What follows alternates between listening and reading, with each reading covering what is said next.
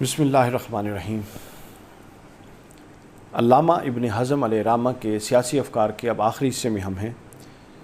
ایک ان کا جو فکر ہے اس پر تنقید اور اس پر کچھ تنقید کی ہے شیخ ابو زرع مصری نے اور دیگر کچھ لوگوں نے، جس کو امام ماوردی نے بھی کچھ پہلوؤں کو زیر بحث لائے، احکام سلطانیہ میں اور بھی کچھ لوگ اس کو زیر بحث لائے۔ تو ہمارے ہاں چونکہ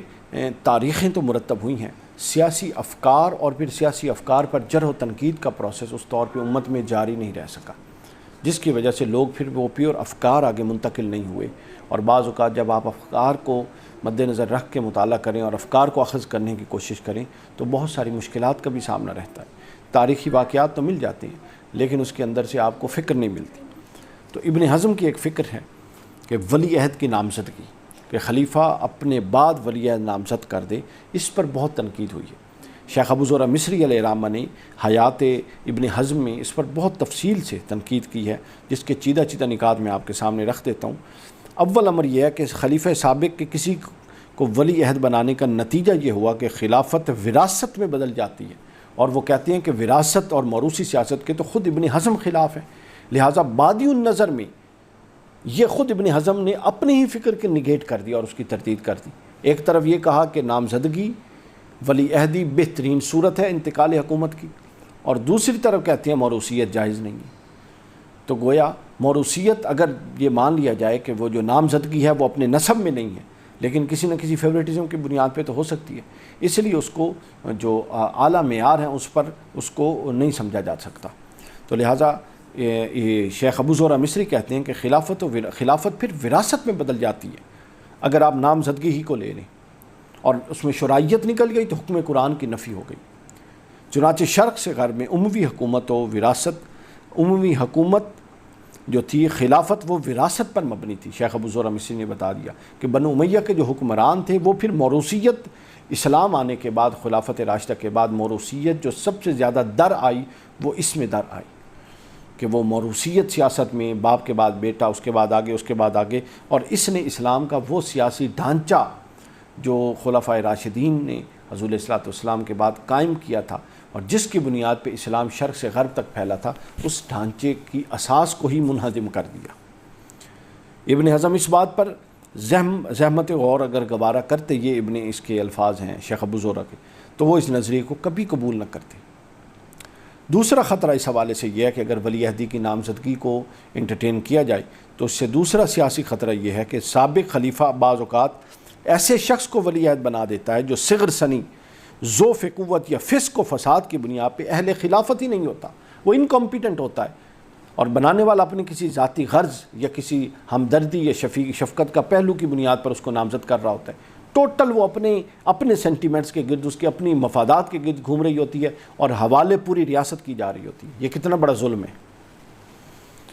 اس دور کے سلاطین و ملوک شاہانہ اور کی زندگی بسر کرتے ہیں وہ لوگ جو نامزد کیے جاتے ہیں، سونے کا چمچ لے کے پیدا ہوتے ہیں، ان کو حقائق کا پتہ ہی نہیں ہوتا، تو وہ قوت، وحشت اور رعب، شوکت کے اعتبار سے کوئی مقام نہ رکھتے تھے، بلکہ نسلاً بعد نسل ان کی طاقت کمزور ہوتی جاتی ہے۔ تو جب یہ پھر یعنی سیاست کے اندر جو ایک طاقت ہے نظم اجتماعی کو قائم رکھنے کی، جب آپ اس کو موروثیت میں منتقل کرتے ہیں اور ولی عہدی در ولی عہدی، تو وہ قوت نہیں رہتی اس کے اندر۔ اگلی بات اس کے اندر یہ ہے کہ اس کا نتیجہ یہ ہوتا تھا کہ ان کی سلطنت کا شرازہ بکھر جاتا، نوکر چاکر تخت شاہی پر متمکن ہو جاتے، سلطنت پر لونڈی اور غلاموں کا قبضہ ہو جاتا۔ تو ایسے ہی تھا، جس کا جو فیوریٹ تھا اس کی بنیاد پہ پوری کی پوری حکومتیں چل رہی ہیں۔ تو ایسے ہی تو تباہی ہوئی کہ خلافت اسلامیہ کو جو یہ ٹکڑے ٹکڑے ہو گئے، اس کے اندر جو مسلمان حکمران تھے ان کا پورا حصہ تھا، اور ان میں پھر ولی عہدیاں تھیں ساری کی ساری۔ مزید برآں ولی عہد نامزد کرنے کی کوئی دینی بنیاد اور اساس موجود نہیں، عمل صحابہ سے اس کی تائید نہیں ہوتی، شیخ ابو زرع مصری نے کہا۔ اور شیخ ابو زرع مصری نے آگے کہا کہ بلکہ یہ ایک بدعت ہے، اور اس بدعت کے ایجاد کرنے کا سر حضرت امیر معاویہ رضی اللہ تعالیٰ عنہ کے سر ہے۔ یہ بدعت انہوں نے ایجاد کی تھی، یہ بالکل درست بات ہے۔ یعنی یہ خلافت راشدہ کے بعد پہلی دفعہ خلیفہ نامزد کرنے والا، اور وہ بھی اپنے بیٹے کو نامزد کرنا، اور موروثیت کو سیاست میں موروثیت کو لانا، اور پھر نامزدگی ایک ایسے شخص کی کر دینا جو پرلے درجے کا نااہل ہو، تو یہ وہ بدعت تھی جس نے پھر بعد ازاں اسلامی سلطنت کا شیرازہ تباہ و برباد کر دیا، فرقے بنے، نہ جانے کیا کچھ ہوا اس ایک خواہش کے پیچھے، اور امت نے آج تک اس کا خمیازہ امت بھگت رہی ہے۔ ایک اور خطرہ جو سیاسی خطرہ ہے ولی عہد کی نامزدگی کے پیچھے، وہ بیان کرتے ہیں کہ ولی عہد نامزد کرنے کا ایک نقصان یہ بھی ہے کہ اس سے استبداد کو شے ملتی ہے، اور اسلامی حکومت کا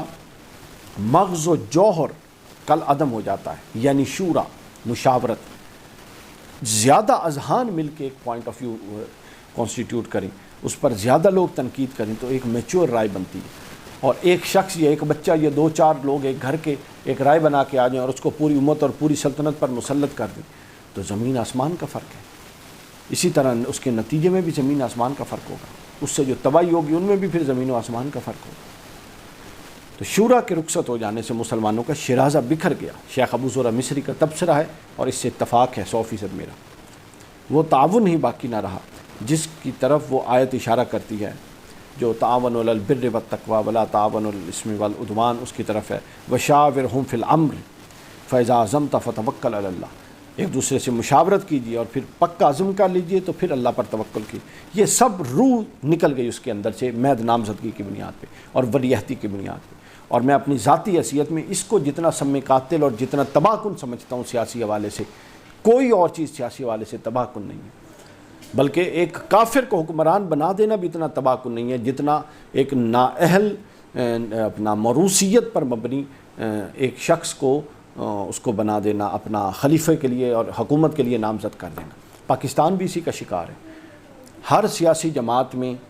آگے موروثیت چل رہی ہے، کمپیٹنسی نہیں ہے، سیاسی جماعت ہو، مذہبی جماعت ہو، موروثیت ہے آگے، کمپیٹنسی نہیں ہے۔ جہاں پھر کمپیٹنسی آتی ہے وہ آٹومیٹک اس کو ریپلیس کر دیتی ہے، وہاں پھر موروثیت کا خطرہ اور موروثیت کا الزام نہیں رہتا، لیکن جہاں کمپیٹنسی نہیں ہوتی اور محض موروثیت ہوتی ہے وہ تباہ کن ہوتی ہے، تباہ کن ایکچولی ہے ہی وہی، اور وہ تباہ کن ہوتی ہے اور اس کے اثرات پھر بعد ازاں تک ہر کوئی دیکھتا ہے۔ اللہ تعالیٰ ہمارے حال پہ لطف و کرم فرمائے۔